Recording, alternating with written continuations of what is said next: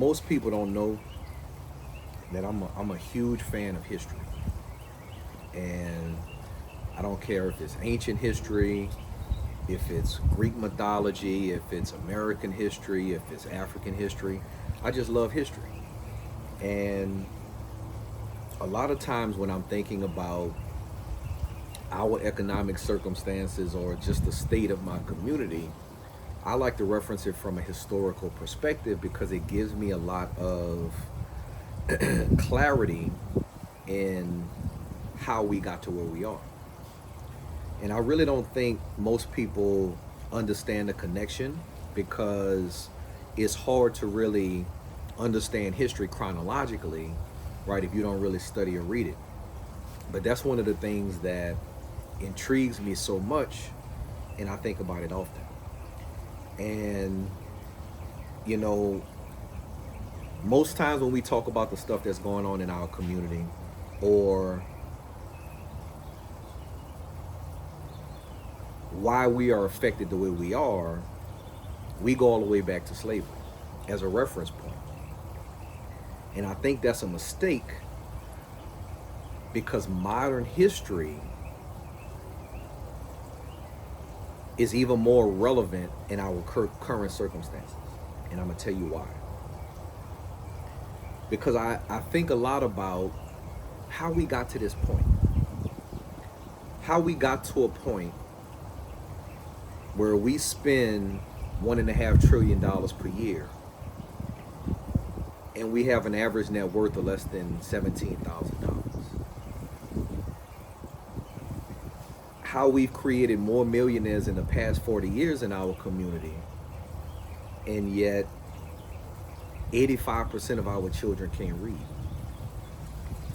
And so I always think about it from a historical perspective because that just gives me, like I said, it gives me clarity on how we got to where we are.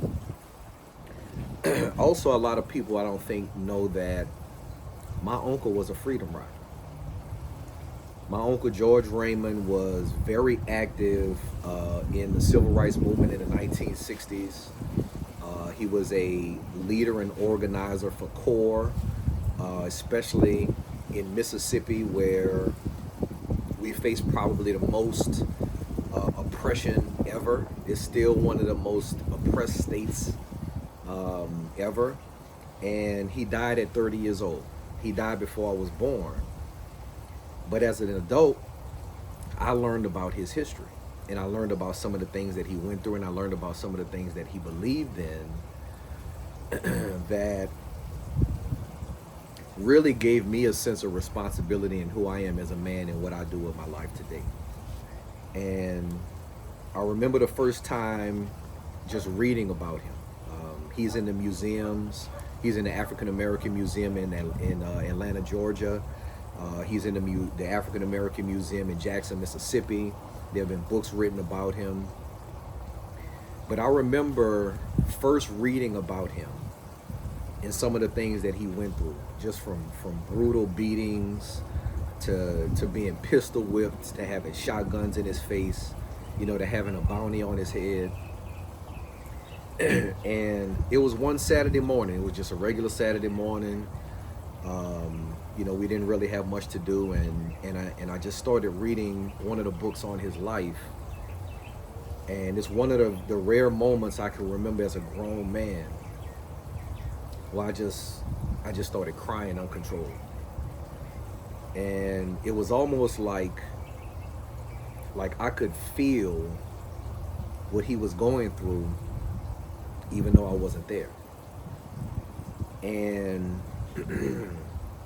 it really gave me a perspective on what my responsibility as a man is today. And it almost removed any excuse I have from any of the hardships that I've faced in this modern society. Because he was a man in his 20s doing everything he could to fight for rights that we didn't have at the time.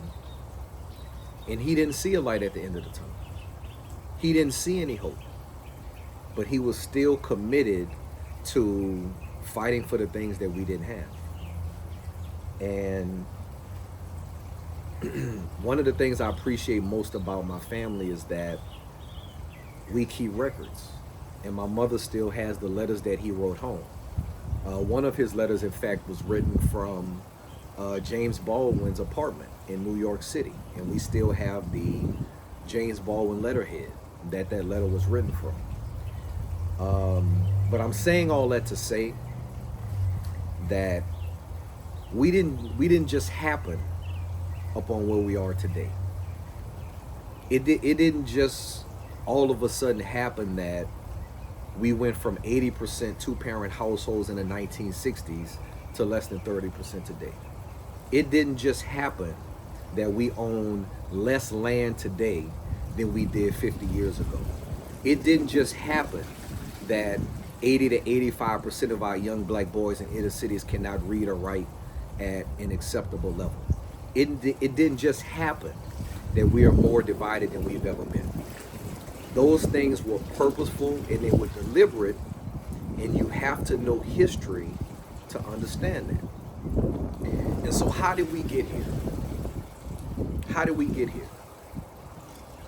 Well, when I was in law school, I had to do my graduating dissertation on a phenomenon called white flight. And after the 1960s and into the 1970s, after the civil rights movement was passed, what started to happen at that time is the technology age.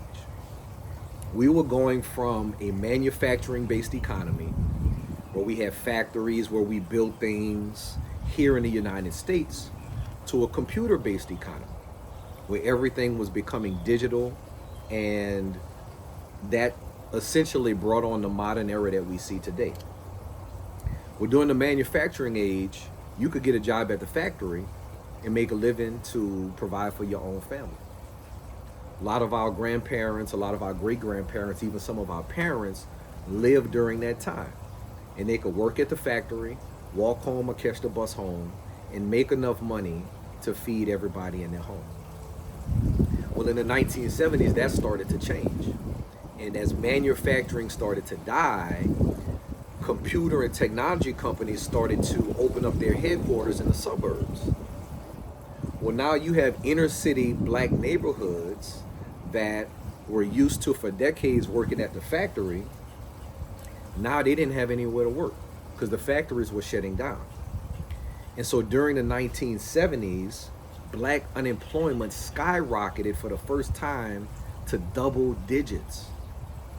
We were living in inner cities with nowhere to work. It went as high as 18, 19, in some areas over 20%. So in the 1970s, this is where gangs started. You didn't hear about Crips and Bloods and GDs in the 50s and 60s. But in the 70s, gangs started to emerge because you had a tremendous amount of young black men that could not find employment. They couldn't get a job at the factory anymore. They couldn't get a job in their neighborhood anymore. That's why in any inner city, you'll see a warehouse district or an industrial district with old closed down factories. Those are the factories that our parents, grandparents, and great-grandparents used to work. But all of those things started to close down in the 1970s, and we didn't have anywhere to work. And so instead, our young black men were roaming the streets with nothing to do. Well, what also was going on at that time was they was putting drugs in our neighborhood. And if you're familiar with the FBI operation called COINTELPRO, please look it up. COINTELPRO. COINTELPRO was a government-funded, FBI-mandated operation to infiltrate and destroy the black community with the objective of preventing a new black messiah. See, people in the 60s like Malcolm X, like Martin Luther King, were able to galvanize and organize our communities so that we could fight against the common oppressor. Well, after they were assassinated, the FBI wanted to make sure that that never happened again. And so COINTELPRO was an operation to infiltrate our communities. And so they put moles in our communities. They put spies in our communities. They put people in our communities to cause dissent among organizations that were strictly there to feed the poor, to educate the children, to protect the community. Now suddenly, those same organizations started selling drugs. They started doing violent activities because the FBI was actually paying people to infiltrate those organizations. And so this was the emergence of gangs in the 1970s. And so in the 50s and 60s, our young black men went from working at factories and having an opportunity to take care of their family to now suddenly being desolate and unemployed with nothing to do. And the same organizations that were there to help them now started to have dissent and started to break things up. This was the beginning of the separation of the black family. Because if you take away the ability for a man to feed his family, essentially you start to take away his purpose and you take away his self-worth and his self-esteem. And so now they started to look for other ways to hone in that male aggression or that masculinity. And that's what gangs started. And so in the 1970s, you start to see an unraveling of black unity and black progression. And we started to turn against one another because in the 50s and 60s, we all had a collective vision of fighting oppression. But now you take oppression away, and now we all have this collective vision of reaching the American dream. Well, the American dream was nowhere in our neighborhoods because they took all that away from us. And now we started to fight one another for the opportunities that we were being given by society at that time. It changed from us having trades and being able to work with our hands to take care of our family to now you need a college degree. Well, we didn't have money to go to college at that time. We didn't have formal educations at that time. And so none of us at that time were employable. And so we started to turn on one another to fight for this new idea of success. The 1970s was a turning point in our community. At the same time, this is where welfare was introduced.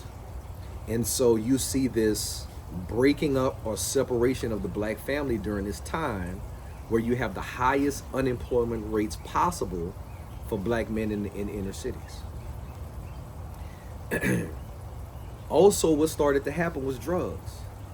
There was always problems with drugs, but now you have this confluence of high unemployment, this confluence of gang activity, of young men with nothing to do all of a sudden rivaling one another.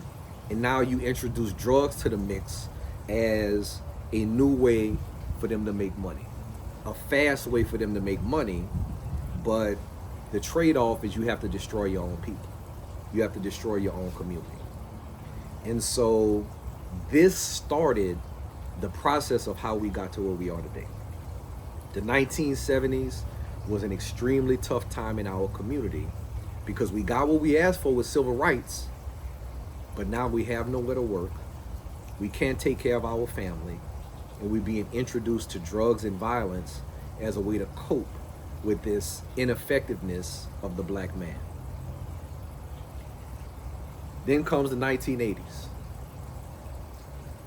Pretty much the same thing started to happen. COINTELPRO is in full effect. We've decimated the Black Panthers. We've decimated all of these organizations and groups that were there to help the black community. And now we have the crack epidemic. The crack epidemic finished off what the 70s started. The crack epidemic, which also was a government-funded FBI and CIA operation called Iran-Contra. Look it up. Iran-Contra essentially took drugs with the purpose of selling them in black communities to be able to fund a war. And so the money that was coming from the drugs during the crack epidemic went to fund the war. They essentially destroyed our communities with drugs and used the money to fund giving arms to other countries. This is what the crack epidemic was about. That completely wiped out an entire generation of men from the family. You can go back and look at the videos of the crack epidemic. It was absolutely terrible. And this is the age I was growing up in. I'm a late 70s baby. I was growing up in the 1980s. It was nothing at that time to walk outside and see people on crack cocaine.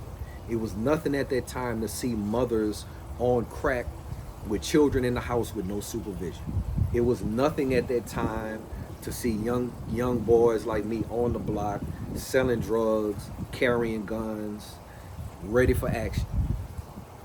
It was nothing at that time to see neighborhoods completely decimated with crack cocaine. It wiped out an entire generation of young men. If you listen to our music during the late 70s and early 80s, this is when hip hop was born. If you listen to it at that time, the music was really a plea for help. The things that we were talking about that were going on in our neighborhoods was not a glorification of guns and drugs. It was not a glorification of gang activity. It was a plea for help. We wanted to get out of these circumstances. We wanted to change our lives. We did not want to be living like that, but there was no other options. And so the 1980s again finished what the 70s started. At that same time, you continue to see this separation of the black family, because now you have less men available. They're either on drugs, they're selling drugs, or they're going to jail, or they're killing one another. Violence during the 80s skyrocketed. This is all documented in direct correlation with the crack epidemic. And so during that time, you just see this constant change, this constant depletion of black unity and black success. Now at the higher levels, you see us making it in entertainment, you see us making it in music, but the people on the bottom were suffering. Then comes the 90s.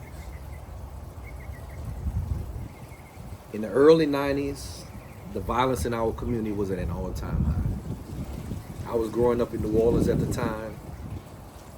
It was nothing to see somebody getting murdered pretty much every day. I can do a whole list of people that I grew up with or that I knew that are not here today as a direct result of the violence in the 1990s. It was that bad.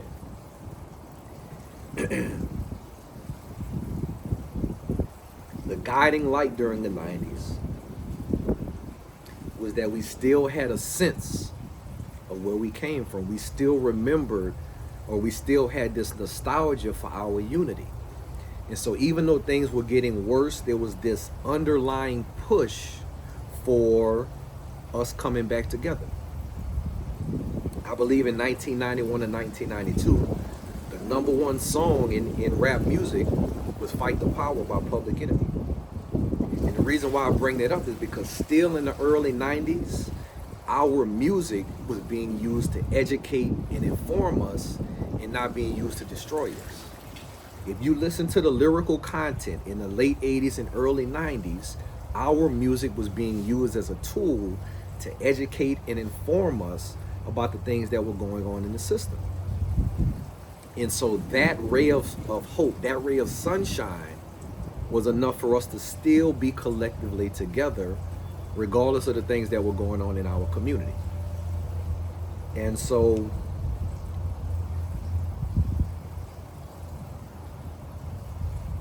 and excuse me, but I'm just thinking on this time, man, and it's really making me emotional. Because, man, we done come a long way, not for the better. We were together in those times. I remember this. I was coming up in the early 90s as a young teenager. We were together in those times. One of the most popular things we could have then was an African patch that signified our unity and our ties to the motherland. And then you start to hear our musical content change. When they titled rap music from the inner cities as gangster rap, which it really wasn't in the beginning, but they titled it that. The media titled it gangster rap. You started to see the content of our music change. And we went from crying for help and talking about how to change our circumstances to glorifying those circumstances.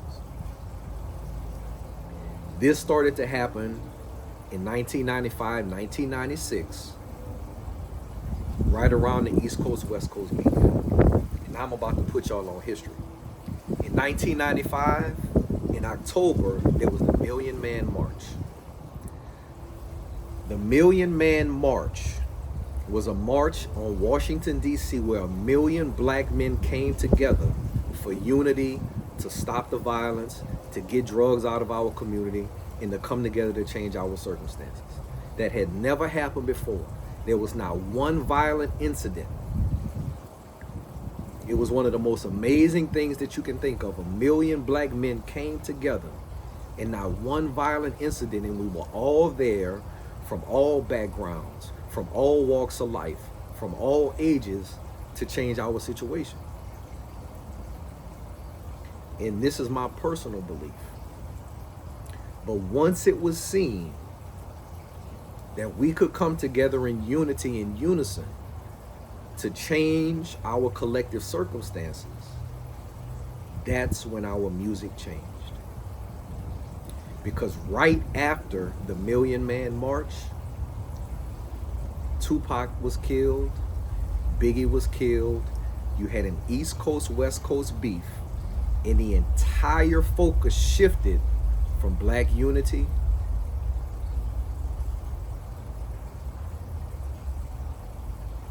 to conflict.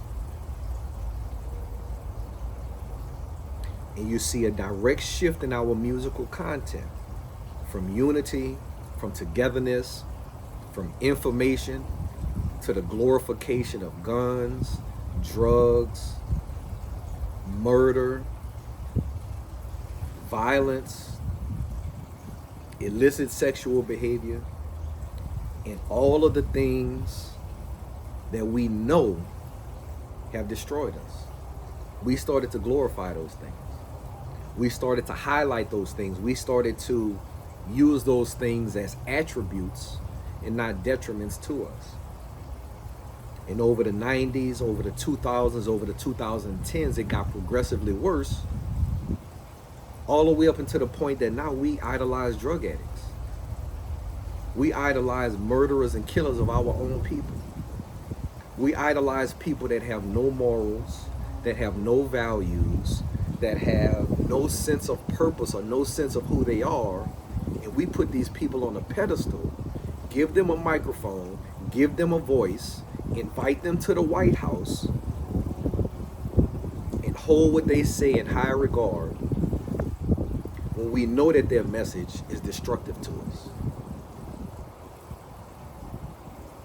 And so when you ask me how we got to where we are today, for the past 30 years, our messaging has been exactly the same. For the past 30 years, we have been inundated with a constant message to incept the idea in our minds that it is okay to destroy ourselves. It's okay to kill people that look like us. It's okay to sell drugs to our community. It's okay to take drugs. It's okay to treat our women any kind of way. It's okay to exploit our sexuality. It's okay to be free to do whatever you want to do, as long as you get into the bag. That's our message right now. There's no values, there's no morals, and anything goes as long as we get into the bag. Is the bag that important? Is money that important that we've sacrificed our integrity? We've sacrificed our values. We've sacrificed our peace just to get to the bag. And this is the trick. The bag is nothing but a scheme to get to the fruit without any ownership in the tree. The bag is nothing but a scheme to get to the fruit without any ownership in the tree. It's just a hustle. Because once you get to the bag and you use up all the resources in the bag, you got to go get another bag. And what happens is you become more and more willing to do whatever it takes just to get to the bag. But it is nothing but a scheme to get to the fruit without any ownership in the tree. You get to it faster, you get the fruit faster, but you don't own the tree. Somebody else owns the tree. And once that scheme runs out, once that scheme gets found out, you got to find another scheme. You got to find another hustle. And so we've developed this short term, this microwave, this get it by any means necessary mentality that has been to our detriment. We've destroyed ourselves in the process. And so all of the people that we supposedly look up to, all of the people that are suddenly on billionaire status, they drug addicts, they sexual deviants, they are predators of their own community just to get to the bag. And we see what it's doing to their mind. We see what it's doing to their soul. And if we do not recognize and realize that that is not the goal, then we're going to keep destroying ourselves. It's my job to stop that. So let's get it.